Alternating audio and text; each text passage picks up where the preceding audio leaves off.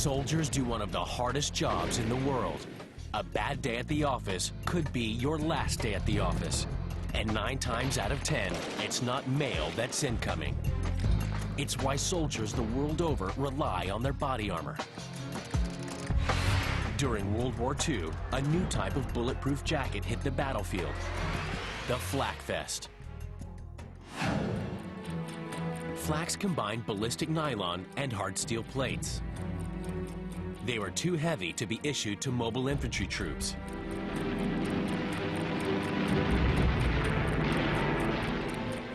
Instead, they got issued to flyboys, protecting the crew from flying debris and shrapnel thrown by anti-aircraft guns, known as flak. In 1943, the United States Army Air Forces adopted a flak jacket, meant to protect the torso from fragments in all directions, and it also would have an additional groin plate here underneath, and it's very heavy. In Korea and Vietnam, the jackets were reinvented for general combat use. Manufacturers ditched the old heavy steel plates and opted for a lighter design incorporating multiple layers of dense nylon. Body armor slowly became as much a part of the soldier's kit as his rifle. And like his rifle, it was a love-hate relationship.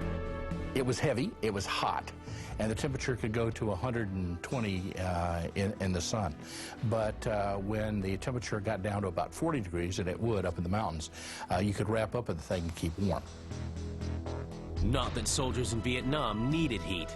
They lived under fire and touched down in hot LZs.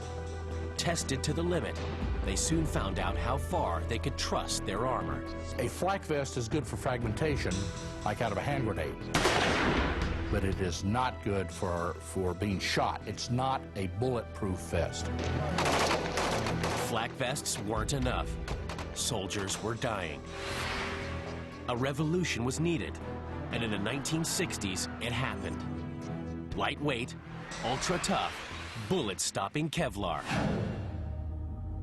The world has always been gripped by concerns about renewable oil supplies. But panic at the pump isn't a new phenomenon. In the 1960s, chemical giant DuPont was trying to invent an ultralight tire to make cars more fuel efficient. Bright young chemist Stephanie Kwolek was working on the project. We started out with the intention of making a very strong and a very stiff fiber, but we also wanted something light to save on gasoline. In her laboratory, Stephanie and her team experimented with nylon-based chemicals. Mixing up her formula, she spun a fiber that turned out much stronger than expected. Was it a blip or a major discovery? She had to be sure before she told her bosses. I didn't want to be embarrassed, to be frank. And so I checked it out several times. And when they always came back the same numbers and so forth, I knew then and there that this was the fiber of the future. Stephanie's discovery would become the biggest brand name in personal armor, Kevlar.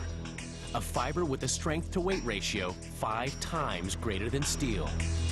Nylon has a very flexible chain, and it's sort of like cooked spaghetti. Now here, I have uncooked spaghetti.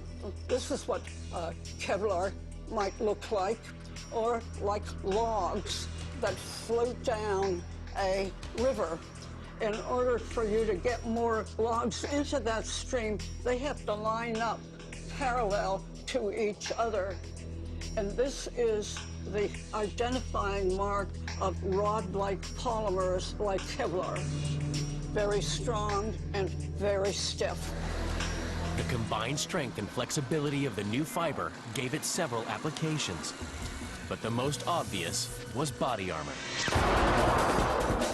Could this be the ultimate bullet stopper? In delivering higher ballistic performance in a vest, I need the right fiber, I need the right structure, I need the right number of layers. And Kevlar brand fiber delivers all of those attributes. Kevlar's potential led other inventors to use it in body armor.